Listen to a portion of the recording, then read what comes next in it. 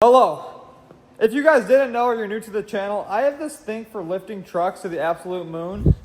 As you guys can kind of see with these two trucks that are right here. And today we were working on the Mega Cab. That kind of has been on the back burner for about the last year now. But I got the coilovers on it, the steering done, and now it is time to build drive shafts for it. So I went ahead and measured for the drive shaft to hook them up, and I ran into the problem where the drive shaft is literally almost 100 inches long. And the drive shaft shop said they could not build me a drive shaft that long, which kind of left me at like a standstill with this truck, and I had no option but to go ahead and get a drop box for it. And now that I built the truck to not have a drop box, I have to cut all of that stuff apart on the inside of that cradle. I have to weld all the stuff into it in order for the truck to hold a drop box. So if you guys don't know what a drop box is, it's a billet, basically a gearbox that the drive shaft hooks up to from the trans to the top of the box. And at the bottom, it has a drive shaft spot for the front and another drive shaft spot back here to run from the bottom of the box to here. So obviously, this truck has a two-wheel drive transmission in it because I have a drop box in it. But when you have the four-wheel drive transmission inside these trucks and you get up to a height like this truck or like this truck behind me, you struggle putting a front drive shaft into it. And obviously, I know a lot of people don't put their front drive shaft back inside their builds. I am one of them.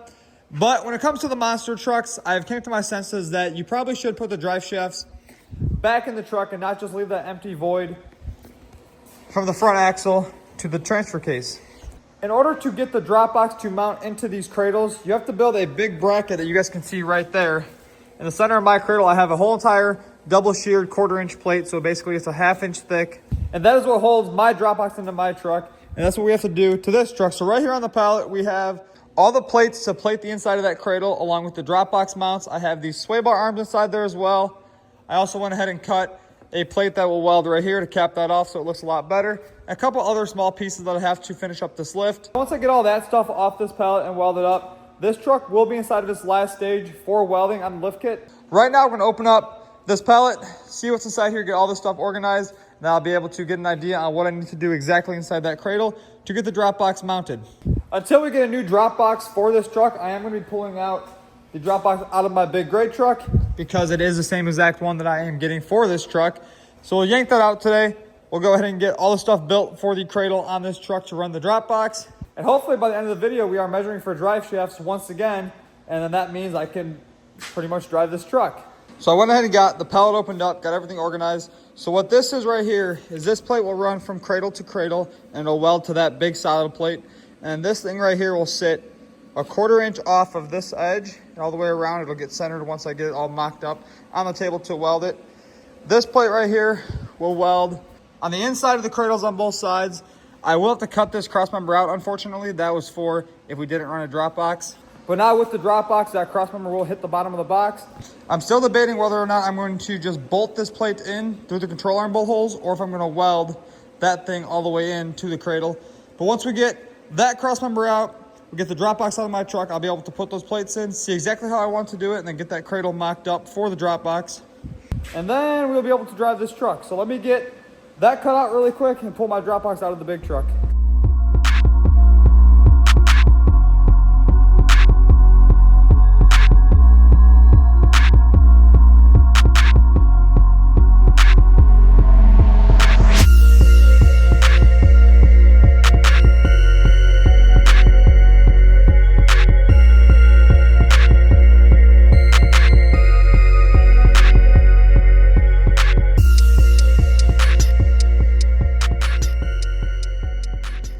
I went ahead, got the center support cut out of the truck. I got the inside plates bolted into the frame through the control arm bolts. I am gonna end up welding around that whole entire edge right there.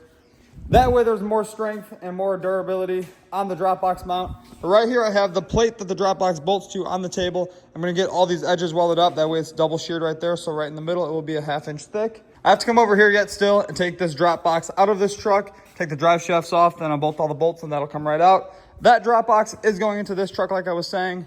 So first thing I gotta do right now though is take that out, pull that drop box out, and then weld that into this cradle. Make sure it all fits right, get it perfectly square. I can weld the cradle to the plates, and then I'll be able to have the drop box mounted into this truck. Once all that's done, I'm probably gonna get tubing and run tubing braces across the cradle. That way it has a little bit more extra support. I have this thing for like overbuilding my lifts to like the max. That way they literally cannot break. And we have yet to have one single problem with this lift kit. Everything is still perfect from the day I welded it and built it. The only downfall we're having is it likes to snap drive shafts out. Note to self, don't use your monster truck to do donuts anywhere. Maybe in the snow I'll try it again because then it should definitely slide on the ice. In dirt or on pavement, this truck is not made for donuts. Maybe one day we'll get into building it beefy enough to do donuts. I think the downfall that we're having with it though is that the drive shafts are very small. So maybe we'll build like a 5-inch thick solid steel tube drive shaft for it, and then it shouldn't break. Or bigger axles, or bigger U-joints.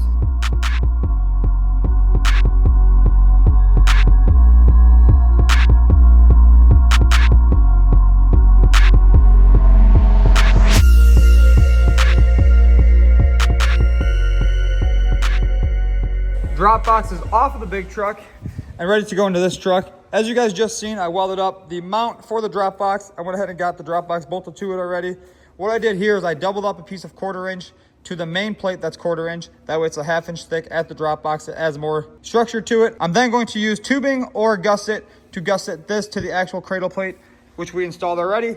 And then once all that's done and the drop box is completely square and perfect inside that cradle, I'll be able to weld those plates we put on the inside to the actual cradle itself. I might use tubing for gussets. I have been thinking about it. I've seen a lot of cool ideas recently using tubing to do like support brackets and do like a crazy tubing design underneath the truck. Haven't got that far yet, but once all that's done, I'm going to be able to take this front sway bar off, get that built, and then this truck is inside of its last stage with the lift kit.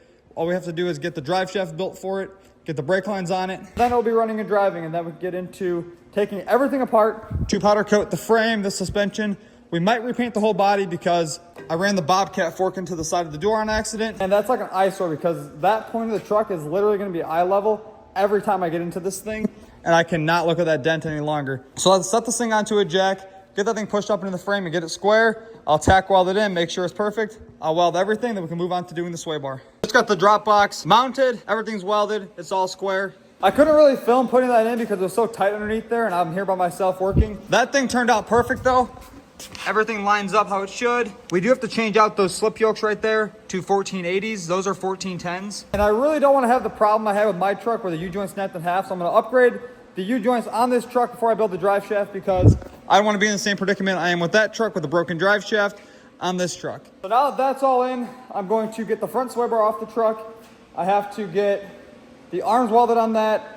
And then we'll be able to build links. I'll build the adapter brackets for the Ford axle like I built on my big truck. Get the front sway bars on. Then I'll be able to take the truck out of the shop. Go take it to get drive shafts built. I'll order the brake lines. And then this thing will be driving the next time you guys see it in the next video of this truck. Let's get that front sway bar off like I was saying and get them welded onto it. And this thing should look a lot better in the front end with that void filled.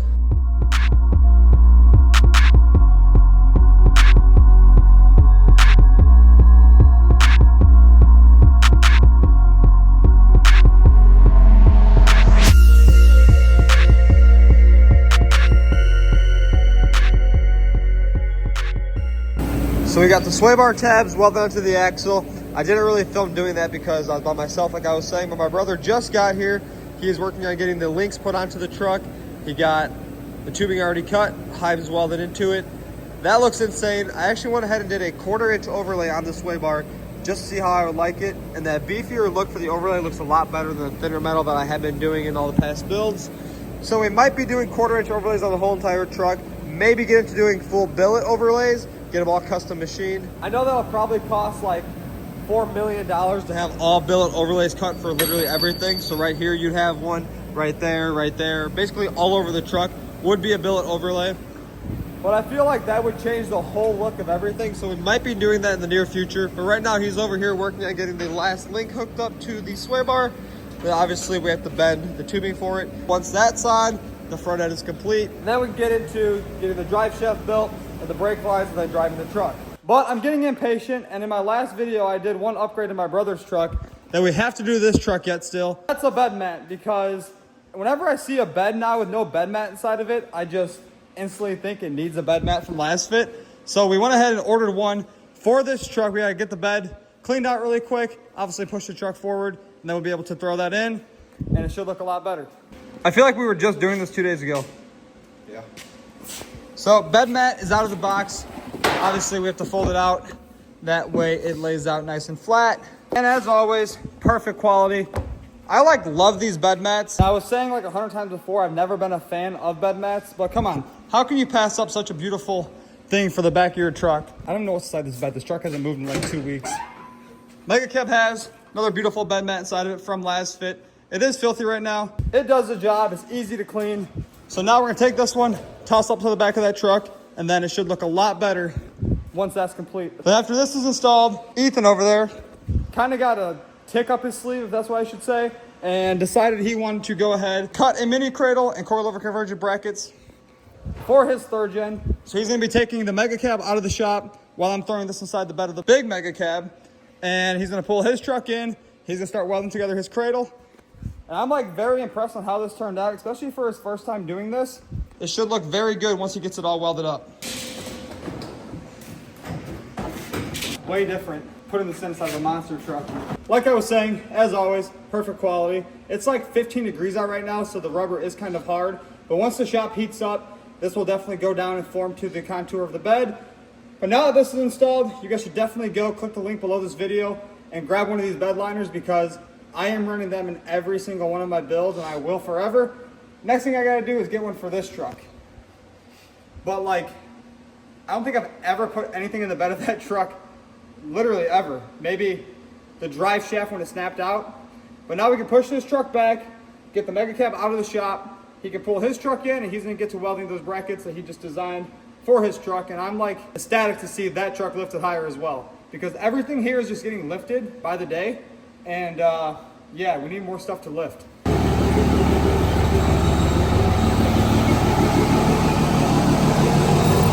Cradle plate fits up inside there around the body mount perfectly. So now he's gonna work on getting his cradles tacked up on the table and then welded. And he'll go mock them up and see how it looks.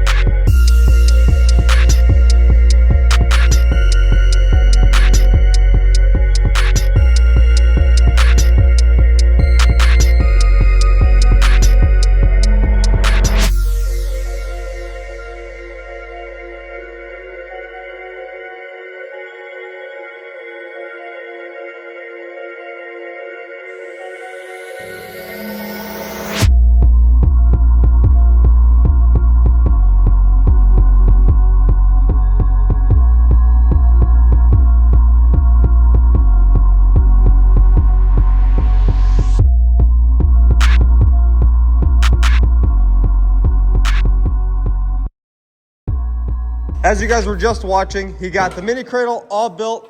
That thing turned out amazing. He's about to put it up to the frame to see how it fits, to see how it looks. And that should give us an idea on how we're gonna do the control arms. We are still debating if we're gonna do sheet metal control arms on it or regular tubing control arms. Depending on how high the truck actually is at ride height, that will really tell us if we are gonna do sheet metal. If not, tubing looks good as well, but I think doing a sheet metal arm will be different. Being that I never really do sheet metal arms on a lowered height truck, I always have done tubing. So right now he's getting that pushed up to the frame. And that thing should look amazing once this truck's lifted up a little bit higher. So the mini cradle fits on there perfectly. But what we have going for the front end to do the coilover conversion are some plates that are gonna slide in to the axle like that the stock shock bolt hole will bolt right through there. And then we have these brackets that will weld onto the top of this bracket, which will hold the coilover at the bottom of the axle. Then we went ahead and built some custom upper coilover buckets that will bolt up top right there, overlay on the side. This bracket right here has an overlay that goes on right there that you will see from the front of the truck. We have the rear axle tabs that will come in down here. Those will weld onto right there to hold the traction bar from the axle to the cradle itself. Then once all that stuff's installed in the truck, we'll be able to get the measurement for the control arms and the traction bars. We will have to build a bigger rear block for the back of the truck, being that the front is going up 6 more inches, so we'll have to extend That block 6 more inches, built a new block for that. Went ahead on the cradle, designed a plate that threads into the cradle itself to hold a center support brace that will basically brace that cradle to the passenger side cradle and give it overall more strength side to side. That way the cradle can't flex. He has a lot of work to yet still do to this truck. With that being said, it's gonna end today's video. Be sure to like, comment, subscribe, and I'll see you guys in the next one.